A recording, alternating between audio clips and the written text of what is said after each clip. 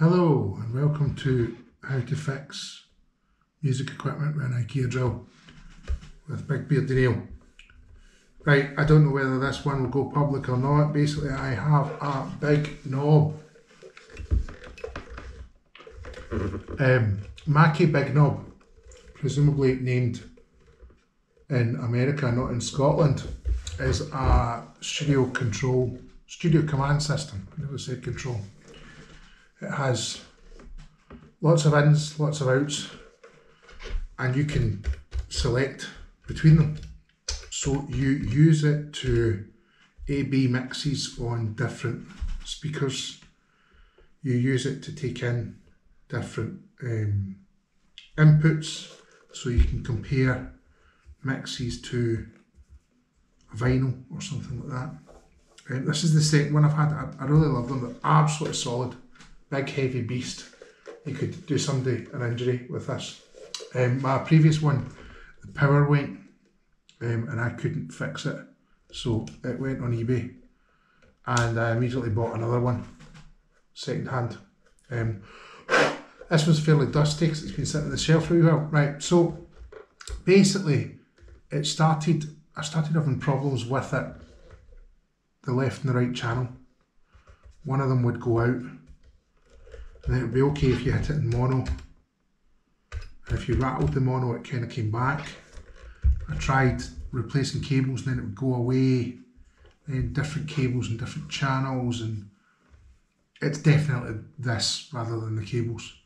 And it's not a huge problem, but you kind of couldn't rely on it, and it has to go. But there's a rattle. Right, so I'm going to open it up, and if I find something to fix, I will fix it. If I don't find something to fix, I will be selling it on eBay. I kind of hope I find something to fix, but who knows. It's one of those quite annoying problems that you can't recreate. So it's very difficult to fix, and even if I do something to this, I don't really know if I want to wire it all back in and then hope that it just keeps on working forevermore. So I'm hoping there's an obvious problem which is going to really give me some confidence that it works, because there's a smaller, simpler version which would meet my needs, which I'm going to get instead. Anyway, here we go. Right, as always with these big things, you're trying to separate the doings, as my grandfather used to say, the working parts from the chassis. So that would be my guess. There are wee screws on the front which are wee Allen keys. It's not a huge problem. There's an Allen key for them here, I guess, or no, I would have to get out my smaller drill bits and wee things. They probably aren't what we're looking for. The bigger the screws, the closer they are to the start of taking it apart. So let's see what happens. IKEA drill.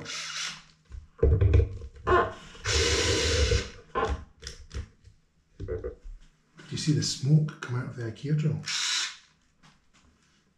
Wonder what that means. I hope it's just dust. What's the world coming to when you can't get 30 years out of an IKEA drill anymore? 30 years and about 5 years between charges.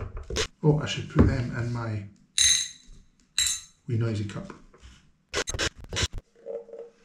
And then on the side too. So there are two other screws that look to be the same size, but they're positioned in a different place. Now that normally means that they're holding something else on that isn't necessarily the chassis.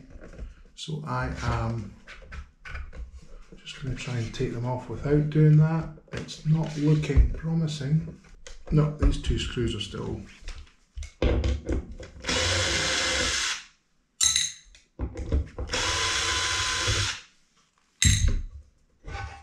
So there we go. We have lift off. So that appears to be some sort of heat sink for the main transistors, which has been ground to the frame, maybe. I'm not quite sure. I don't know whether that's glue, paint, or some sort of carcinogen, but it's horrible. It's consistency of toothpaste. You may wonder why we're not in the studio. The studio is covered in Lego. I couldn't be bothered tidying it. It lets you see our beautiful dining room, which is painted a lovely colour, which we stole from a Highland retreat that we once stayed in, and our lovely New Orleans City of Jazz poster, which is, I believe, a pencil drawing from the Preservation Hall. Right, okay, if you had one of these that didn't work, your first port of call would be to check that little fuse, but that looks okay because we're getting power to it. These are more complicated than you would expect them. It's such a simple thing to explain, it's like mixers. But once you add up all the different things that need to go on,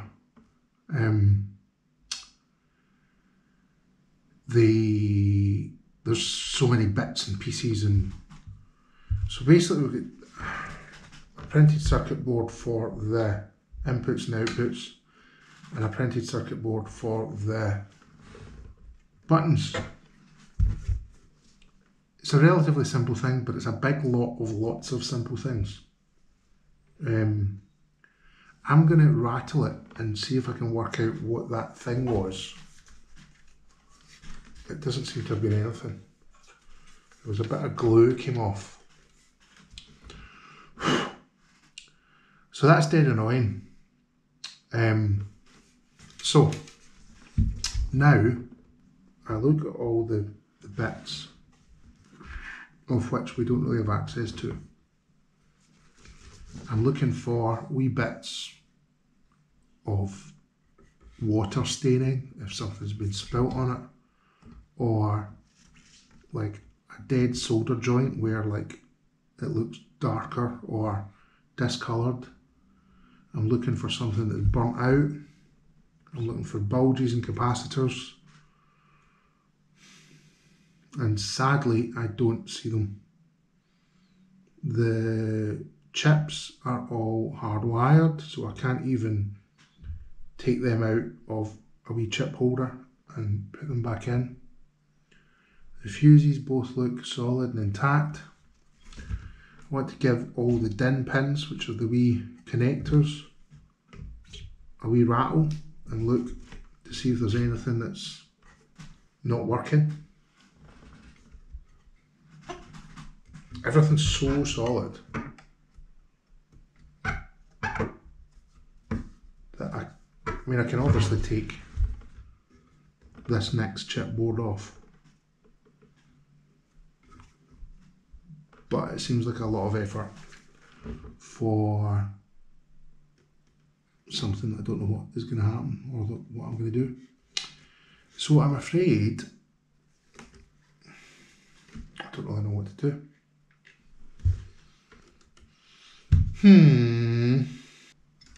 So I guess I just put it back together and sell it on eBay, and maybe somebody with better skills than I have will get a bargain.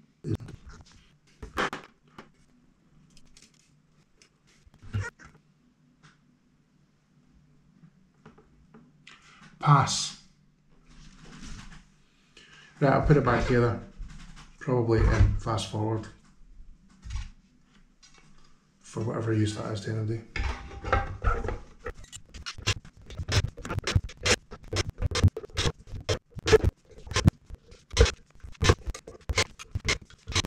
So there we go. If anybody has any ideas why one of the channels keeps on coming out, no matter how this is set up, then answer in the comments. I can't decide whether I should get rid of it or persevere. Oh well.